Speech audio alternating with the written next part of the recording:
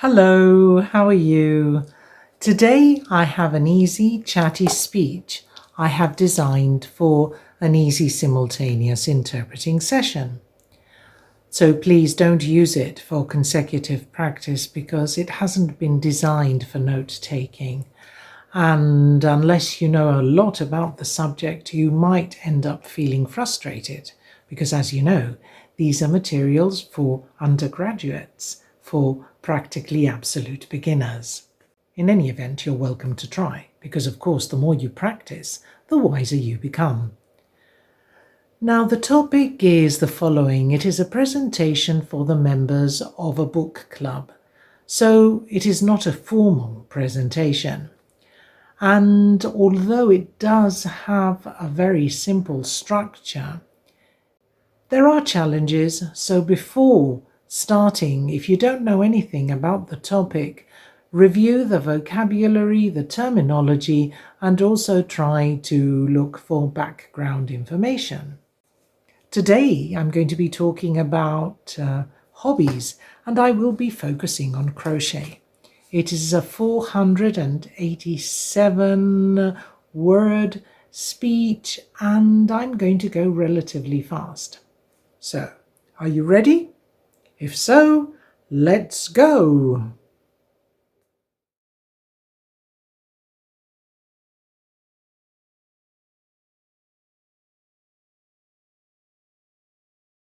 Hello everybody! Good afternoon! As we always insist so much on getting to know each other better, last week the members of our book club asked me to break the ice and talk about my hobbies. So the first thing I did last Friday was to research about why hobbies are important. And I found an article which I really recommend you read about the importance of having a hobby. You will find it at www.skilledatlife.com, and you have to look for the article that is called Why Hobbies Are Important. I would like to tell you that my hobbies allow me to enjoy life and also get out of my comfort zone. They keep me entertained because they make sure I have something to look forward to after work or during the weekends. In fact, whether you believe this or not, one of my hobbies is crochet, and it is the result of the research I had to carry out for my studies. Let me explain this a little bit more. I actually compiled an 80-term multilingual English, French and Spanish crochet glossary for one of my master's degree's dissertations. And I just got hooked. Well, I find crochet a very relaxing activity, as well as a wonderful way of switching off and focusing on a completely different activity. It also lets me play with different color schemes and shapes, making me believe I am sort of an artist. Whether it is true or not, it doesn't really matter, because crocheting helps me calm down, have fun, and relax. I also find it as a very good way of achieving mindfulness, as I get totally engrossed in what I'm doing. In fact, if the pattern or the item I'm working with is easy and very repetitive, I tend to feel drowsy and I end up falling asleep. And you know, whether it is crochet or another hobby, you end up meeting people who are like-minded and understand your interest in that particular activity.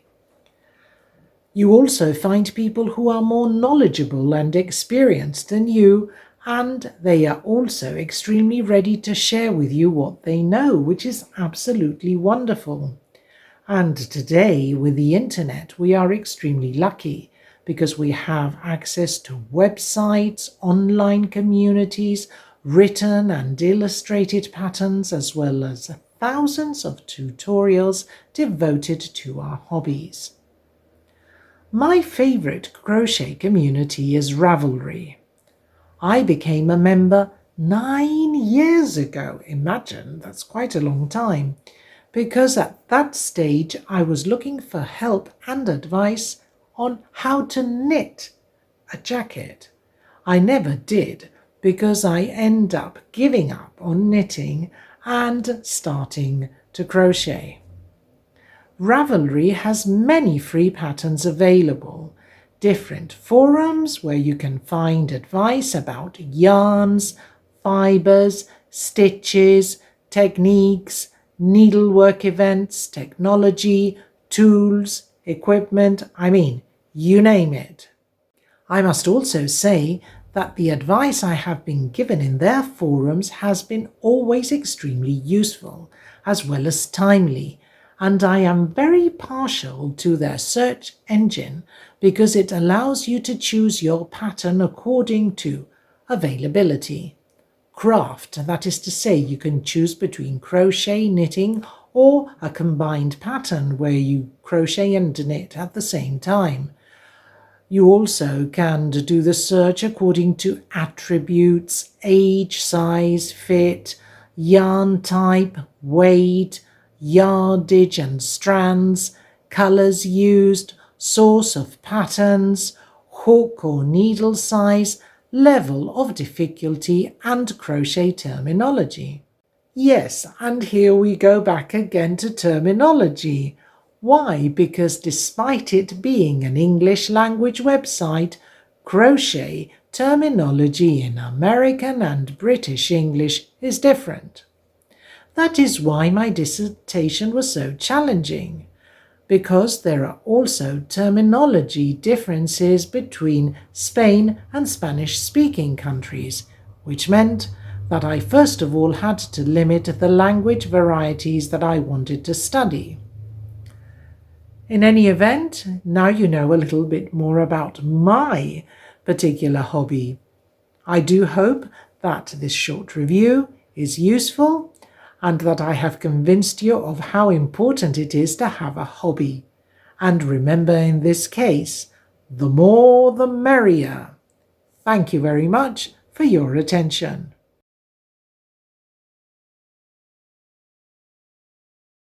As you can see, this is a speech that becomes a bit more complicated as we go on. But if you have prepared well the topic and the terminology, it shouldn't be challenging. Sometimes concepts can be obscure, and shopping lists of all sorts are always a challenge. And I did, oralize and read them out very fast. Nevertheless, always remember to slow down the video at the beginning of your practice session if you find that I'm going too fast. Next week, we'll be talking about hobbies again. So, enjoy. Thank you very much.